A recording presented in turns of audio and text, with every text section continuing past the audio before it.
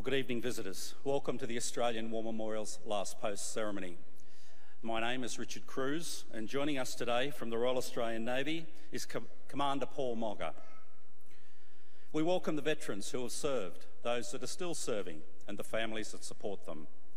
We acknowledge the members of RSL and Services Clubs Association, RSL Victoria and RSL Queensland, who are watching the broadcast of this ceremony across Australia.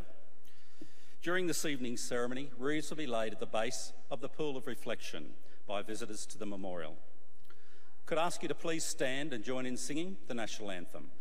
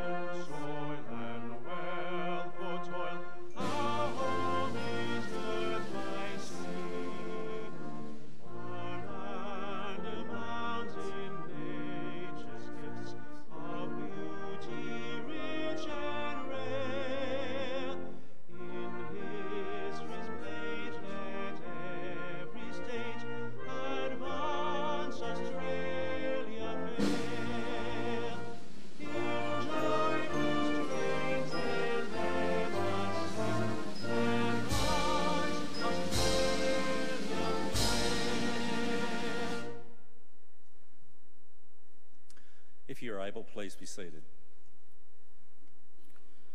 The Australian War Memorial was the vision of Charles Bean, Australia's First World War official historian. Bean landed with the Australian troops on Gallipoli and stayed with them at the front through to the end of the war. The idea of this national memorial and museum came to him at Pozières, France, in the depths of the bloody fighting of 1916. Bean's idea was that this would be a place where families and friends could mourn loved ones buried in faraway places. It would also be a place that could help all Australians understand what these men and women had endured and what they had done for us. Bean's vision, to which we remain true, is best expressed as inscribed in the entrance to the memorial's galleries. Here is their spirit in the heart of the land they loved, and here we guard the record which they themselves made. Tonight we'll read the story behind just one of those on the Roll of Honour, which lists the names of more than 102,000 men and women who have given their lives for us in war and operations over more than a century. But first we present a lament, Flowers of the Forest. Wreaths and floral tributes will now be laid at the base of the Pool of Reflection.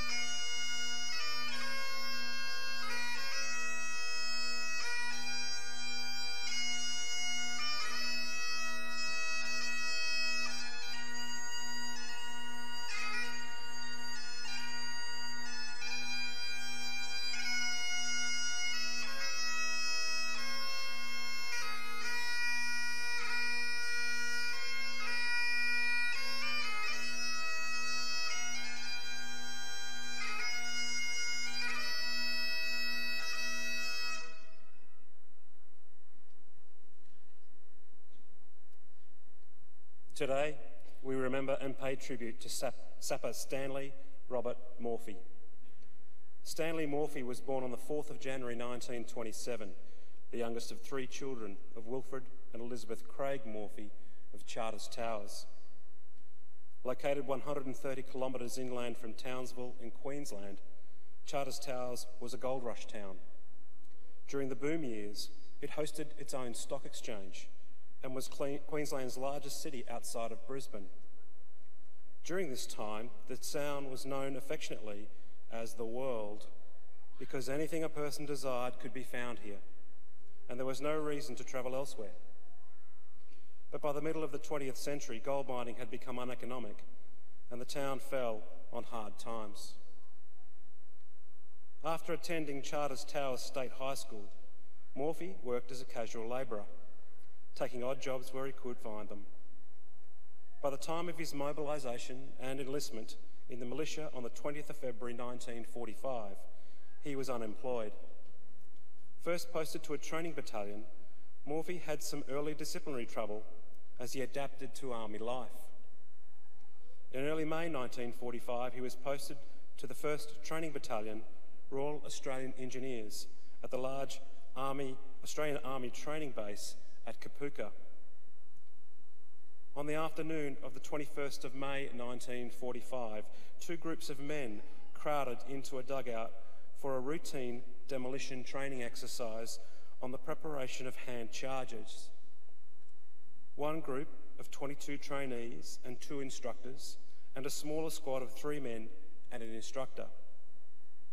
Inside the dugout were 110 pounds of explosives for the training exercise. In circumstances that remain unknown to this day, the explosives ignited. In the explosion, 24 men were killed instantly. 2 died of injuries shortly afterwards, and 2 more were severely injured. Sapper Stanley Morphy was killed in the accident. He was 18 years old. A funeral was held for the men in Wagga Wagga on the 24th of May. Thousands of people lined the route of the funeral parade as 26 flag-draped coffins were carried by 4 army trucks. The cortege included over 100 military vehicles carrying members of the Army and Air Force. The dead were buried in the Wagga Wagga Cemetery. Stanley Morphy's name is listed on the Roll of Honour on my left, amongst almost 40,000 Australians who died while serving in the Second World War. This is but one of the many stories of service and sacrifice told here at the Australian War Memorial. We now remember Sapper Stanley Robert Morphy, who gave his life for us, for our freedoms, and in the hope of a better world.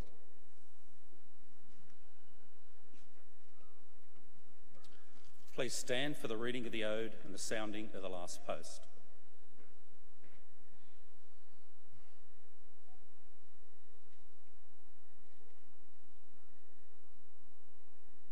They shall grow not old, as we that are left grow old. Age shall not weary them, nor the years condemn. At the going down of the sun and in the morning, we will remember them. We will remember them.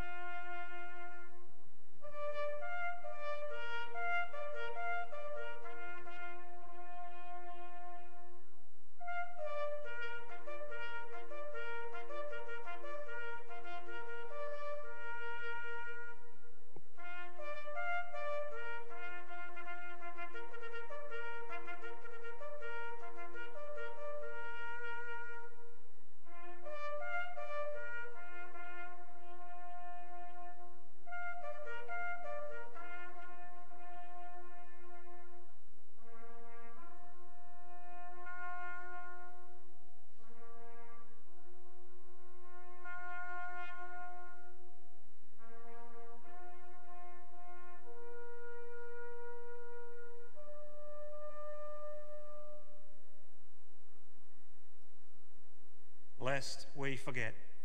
Lest we forget.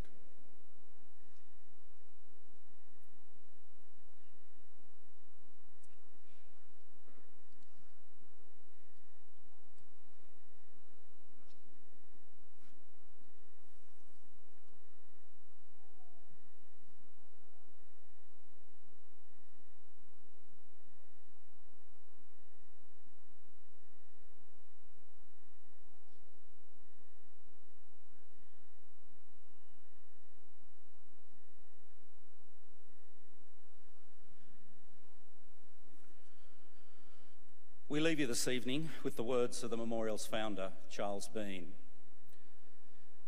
Many a man lying out there at Pozières or in the low scrub at Gallipoli, with his poor, tired senses barely working through the fever of his brain, has thought in his last moments, well, it's over. But in Australia, they will be proud of this. Ladies and gentlemen, girls and boys, that concludes this evening's last post ceremony. We do thank you for visiting the Australian War Memorial and wish you all a very good evening. Thank you.